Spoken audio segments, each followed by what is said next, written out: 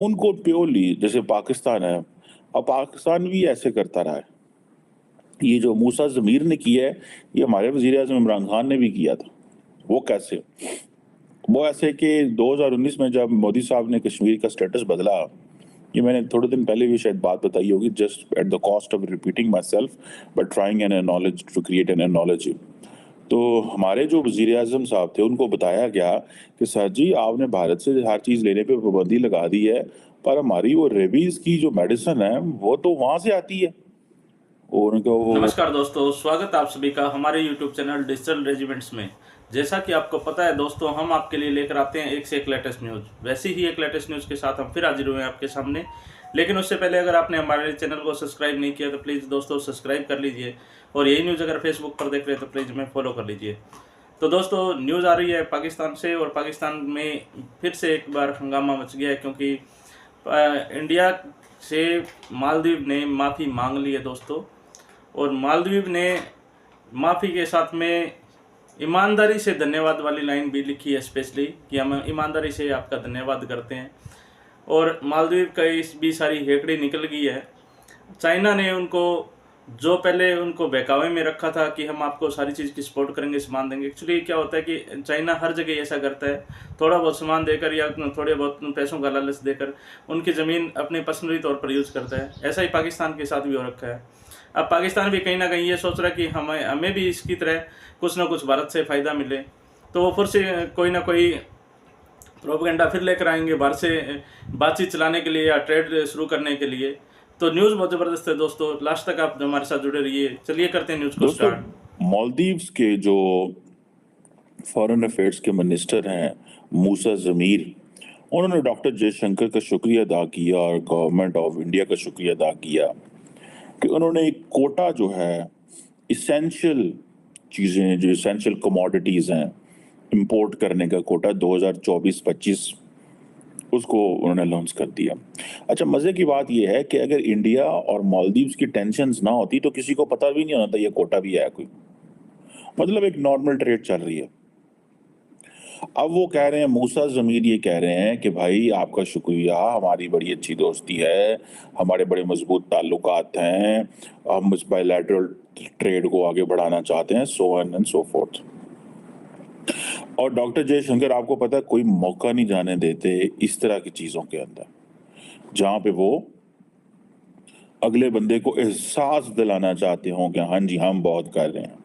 तो इस पे उन्होंने ट्वीट भी डॉक्टर जयशंकर के ट्विटर हैंडल पे, जहाँ पे आजकल वो तमाम आई थिंक बीजेपी के जो लोग हैं, वो अपना लिख रहे हैं मोदी का परिवार टाइप, वो लफ्ज़ लिख रहे हैं ब्रैकेट्स के अंदर। हर आई थिंक बीजेपी का जो नुमाइंदा है, वो साथ लिख रहा है मोदी का परिवार। तो डॉक्टर जयशंकर ने भी कहा, जी मूसा साहब, आपका बहुत शुक्रिया, इंडिया आपके साथ खड़ा हुआ है, नेबरहुड फर्स्ट पॉलिसी, सरकार पॉलिसीज को फॉलो करेगा, so on and so fourth. अब ये चीज़ें जो हैं, ये हमारे सामने आ रही हैं। देखिए, India has so much to give to the neighbouring countries. India is a big country, big economy, इसमें तो कोई चीज़ नहीं है। इंडिया ने अपने इर्द गिर्द, जारी बात है, एक जाल भी लगाया हुआ है, ठीक है। और मैं समझता हूँ कि ये उनको जाल नहीं लगाना चाहिए। उनको प्योरली जैसे पाकिस्तान है, अब पाकिस्तान भी ऐसे करता रहा है। ये जो मूसा ज़मीर ने किया है, ये हमारे वज़ीर-ए-आज़म इमरान खान ने भी किया था। वो कैसे? वो ऐसे कि 2019 में जब मोदी साहब ने कश्मीर का स्टेटस बदला, ये मैंने थोड़े दिन पहले भी शायद बात बताई होगी, just at the cost of repeating myself but trying an knowledge to create an knowledge. तो हमारे जो वज़ीर-ए-आज़म साहब थे, उनको बताया गया कि सर जी, आपने भारत से हर चीज़ लेने पे पाबंदी लगा दी है, पर हमारी वो रेबीज़ की जो मेडिसिन है, वो तो वहाँ से आती है। और उनका वो तो वो मुझे, this is what I was told by someone who is into the pharmaceutical industry my self. तो उस वक़्त रज़ाक दाऊद साहब हुआ करते थे। रज़ाक दाऊद साहब ने जनाब, वो इमरान खान के पास चले गए। उन्होंने कहा, सर ये गलती हो गई है। क्या गलती है? उन्होंने कहा, सर रेबीज़ की मेडिसिन वहाँ से आती है, उसकी वजह ये है, we can't import it from China. उन्होंने कहा, जी व्हाई? उसने कहा, सर जो हमारे कुत्ते हैं यहाँ पे और हमारे जो साँप हैं, और भारत के कुत्ते और भारत के सांप जो है ना, ये एक जैसे हैं, ये एक ही को नस्लें हैं। मतलब this is what I wanted to tell. I don't know कि उसके टेक्निकल लफ्ज क्या था, लेकिन उसने कहा कि जो कुत्ते और सांप पाकिस्तान में हैं, जिनके लिए हम वो मेडिसिन इंडिया से इंपोर्ट करते हैं, we can't import it from China, because वही सांप और कुत्ते इंडिया और पाकिस्तान के एक जैसे हैं। सो हमें ये रेबीज की मेडिसिन इंपोर्ट करनी पड़ेगी। उन्होंने कहा चलो ठीक है, नो प्रॉब्लम, फिर लेटर लिख दो। तो हमने फिर लेटर लिख दिया, और इंडिया वाज ऑब्वियसली एक बड़ी मार्केट है, जैसे मैंने कहा। तो एवरी बिजनेसमैन को क्या चाहिए होता है? पैसा। उसको पैसा चाहिए, उसको पैसा दिखाओ, वो आपको हर चीज भेज देगा। तो आप उसे कहोगे कि साउथ पोल के फलाने जगह भेज दो, वो उधर भी भेज देगा, खर्चा पे कर दो, उसको क्या होता है।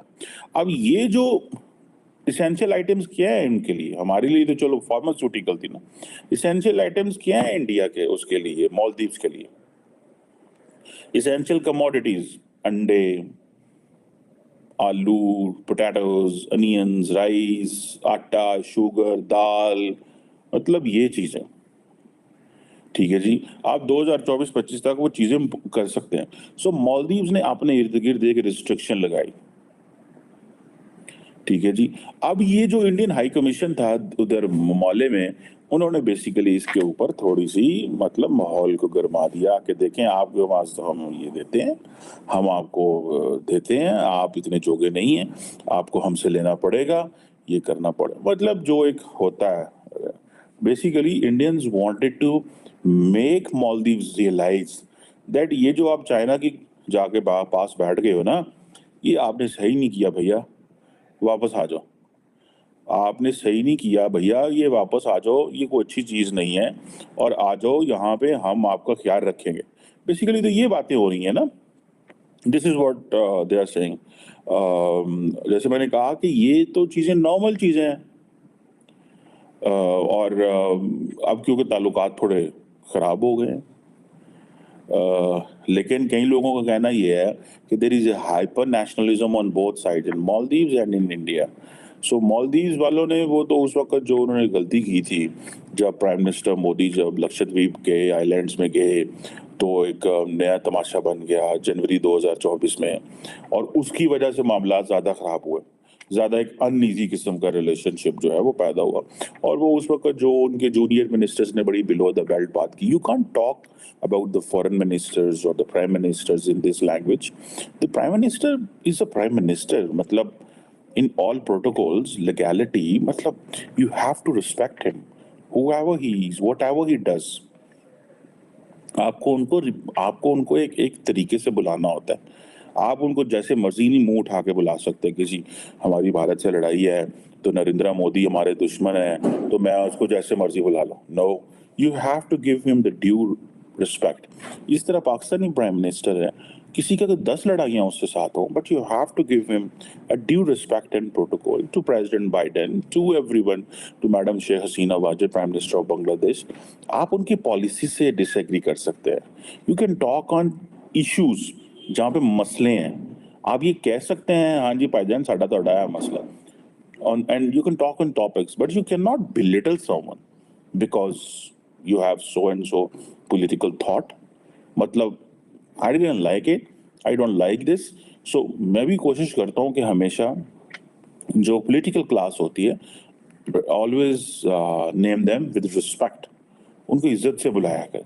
सो उस वक्त आपको पता ही कंट्रोवर्सी शुरू हुई जब लक्षद्वीप पे प्राइम मिनिस्टर मोदी गए, और एक वो चाहते थे बेसिकली, देखिए मोदी साहब का जो स्टाइल है ना काम करने का, वो बड़ा डिफरेंट है, you will have to accept. For example Ram Mandir की बनना है, ₹1 डोनेशन दे दो, देन ही open the floodgates of donation. हालांकि भारत के सिस्टम के अंदर बाहर से डोनेशन लेना बड़ा मुश्किल काम है, लेकिन उन्होंने बहुत सारी कानून साजियां भी अंदर ही अंदर करवा ली मोदी साहब की गवर्नमेंट ने, और पैसे आना शुरू हो गए, और बड़ी तादाद में आना शुरू हो गए। और उन्होंने कहा जरूर है कि अंदर से लोगों से लें, बाहर के लोगों से लें। ठीक है जी। अब ये लक्षद्वीप में यही था, गए 4 तस्वीरें खिंचवाई, ये हुआ, मालदीव वाले डरना शुरू हो गए। मालदीव वाले डरना इसलिए शुरू हो गए, द रीजन बिहाइंड वॉज कि उनको पता था कि इसके लॉजिक क्या है। ठीक है जी। And then it was a mud slinging from both sides, मानना पड़ेगा। पहले मालदीव्स ने वो शुरू की, देन इंडिया ने फिर जो ज़ाहिर बात है उनके अंदर भी बहुत सारे लोग हैं जो इस तरह की चीज़ें करते रहे, लेकिन अगर वो प्राइम मिनिस्टर मोदी के लिए बिलो द बेल्ट लफ्ज़ इस्तेमाल ना करते तो ज़ाहिर बात है इंडियंस ने भी उस तरह नहीं बोलना था। लेकिन इंडियंस को ये चीज़ तो बड़ी चुभती थी ना कि मालदीव जो है वो चाइना के क्यों पास चला गया। मतलब so every president in Malay who's coming, he will visit Delhi first. But Muizzu साहब कहाँ जा रहे हैं? इस्तांबुल, अनकरा, ठीक है जी। उसके बाद वो चाइना चले गए। तो अब उसकी क्या है? Maldives may be a very small country, but its relevance has increased many folds because of India. Because it's just India के कदमों के वो जहाँ पे इंडिया खत्म होता है वहाँ भी सारी बात है ये है। So the point here is कि Maldives is an important country for India, may be in that context not for Pakistan. उसकी वजह ये है कि मालदीव्स की के ऊपर जो चाइनीज इन्वेस्टमेंट कर रहे हैं वो इसलिए नहीं कर रहे कि वो मालदीव्स के लिए कर रहे हैं, वो इसलिए कर रहे हैं कि वो चीन के लिए कर रहे हैं, सॉरी इंडिया के लिए कर रहे हैं। सो ये मालदीव्स की जो वो पोजीशन है, अब ये कहा जा रहा है कि जो लक्षद्वीप है ये इसको प्राइम मिनिस्टर मोदी एक ऑल्टरनेटिव टूरिस्ट डेस्टिनेशन चाहते थे और फिर हालात ख़राब हो गए सोशल मीडिया पे ये वो, और फिर इंडियन मीडिया ने उठा लिया। बेसिकली टेक्निकली तो इंडियन मीडिया ने मालदीव्स को हीरो बना दिया, लेकिन वो जानबूझ के हीरो नहीं बनाते, उसके पीछे भी कॉन्सिक्वेंसेस होते हैं। वो मालदीव्स को खड़ा करके as a punching bag prime minister Modi का पॉलिटिकल कद खड़ा कर रहे थे बहुत बड़ा, ठीक है। तो जैसे पाकिस्तान के साथ होता है, ठीक है, तो उन्होंने तो देखा दोस्तों आपने कैसे मालदीव ने यहाँ पर माफी मांगकर भारत के साथ फिर से व्यापारिक संबंध शुरू कर लिए हैं। भारत ने भी उनको माफ कर दिया और उनके जो निजी चीजें जो उनको जरूरत थी उससे कुछ ना कुछ और परसेंटेज बढ़ाकर मालदीव को ट्रेड के लिए हाँ कर दिया है। तो अब उनमें और परसेंटेज के साथ जैसे बजरी हो गई है, अंडे हो गए हैं, आलू हो गए हैं, प्याज हो गए, जो भी उनको एक्सपोर्ट करते थे, जिन पे हमने एक्सपोर्ट बंद कर रखा है, लेकिन फिर भी हमने उनकी मदद के लिए आगे हाथ बढ़ाया। तो पाकिस्तान भी कहीं ना कहीं ये सोच रहा है कि हम भी कैसे ना कैसे भारत के साथ में ट्रेड अपनी शुरू करें, लेकिन उसके लिए जयशंकर जी ने पहले ही कह रखा है कि आपको आतंकवाद को बंद करना होगा, डेमोक्रेसी को सही से मेंटेन करना होगा। तो दोस्तों आपको क्या लगता है, क्या पाकिस्तान अपनी डेमोक्रेसी फिर से सही मेंटेन कर पाएगा और अपनी तानाशाही छोड़ पाएगा और आतंकवाद से निपट पाएगा, आतंकवाद को पनपना बंद कर देगा? आपको क्या लगता है दोस्तों? प्लीज़ हमें कमेंट करके जरूर बताइएगा। जल्दी हाजिर होते हैं एक नई न्यूज़ के साथ, तब तक के लिए जय हिंद, जय भारत, वंदे।